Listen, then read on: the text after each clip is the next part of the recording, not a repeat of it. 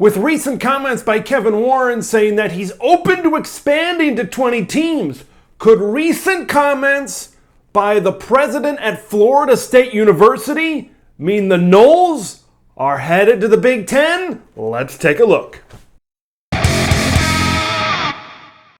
Before we talk about the potential Florida State and Big Ten marriage, just to remember to subscribe to Big Ten Ted. Ring the bell to stay notified. You're going to want to know when I'm going live. Live streams on Sundays, game previews, game reactions. It's going to be a great season here on Big Ten Ted. All right, let's talk about it. Florida State University President Richard McCullough was recently talking and speaking to the Tallahassee Chamber of Commerce. And here are some comments he made on conference affiliation in the future.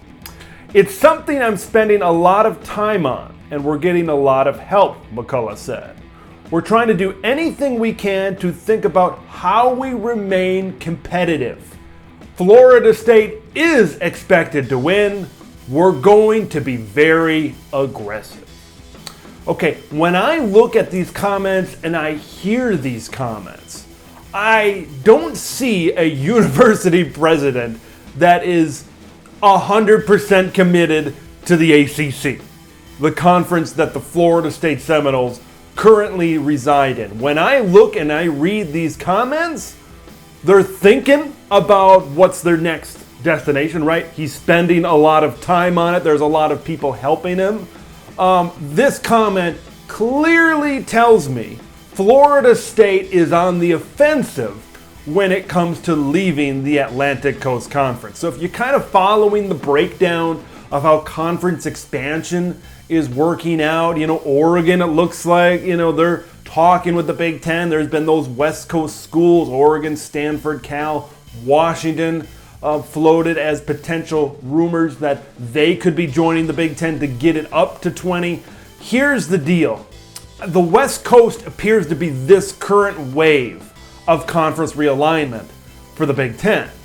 The Atlantic Coast Conference grant of rights, these schools have basically surrendered their media rights over to the ACC. That expires in 2036, and that includes the University of Notre Dame. I believe this conference realignment is going to take place in a couple of waves. Right now, for the Big Ten at least. For the Big Ten, it's West Coast, right? That Pac-12 agreement has not been signed yet. That deal is up in just a matter of years. So all those Pac-12 schools, you got to be thinking they're going to try to get their way to the Big Ten Conference as soon as possible, especially considering that elevator clause that revenue could increase if more teams are added to the conference in that new TV deal with Fox, NBC, and CBS. If I'm teams in the ACC, I'm a Florida State, a Miami, a Clemson, a Virginia Tech, some of the bigger brands football-wise in the ACC. I am putting together a committee. I am putting together a plan and to think about, okay, what's our next move? Because clearly you've got the SEC and the Big Ten are big-time revenue builders right now.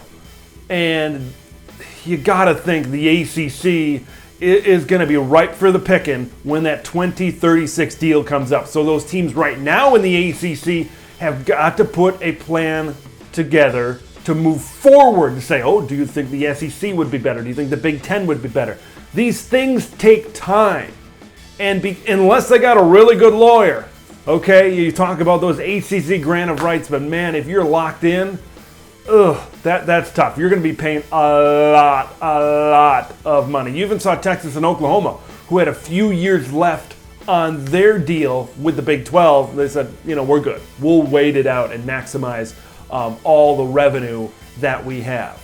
So I don't think you're going to see teams like a Miami or a Florida State, think about leaving the ACC now. They're going to do so probably in another 10 years. Notre Dame is probably going to sign another deal with NBC, and we're going to get to the 2030s. And here's the cool thing about this, and here's why the Big Ten is great in how they structured their media deal. Their media deal is 7 years, which gets you right to the early 2030s, a solid 5 years before the ACC grant of rights deal ends, which means that money is going to go even more north than it already is. thus creating more opportunities for bigger brands like Miami, Florida State, and the like. North Carolina I could even see in there, jumping ship from the ACC to head to the Big Ten.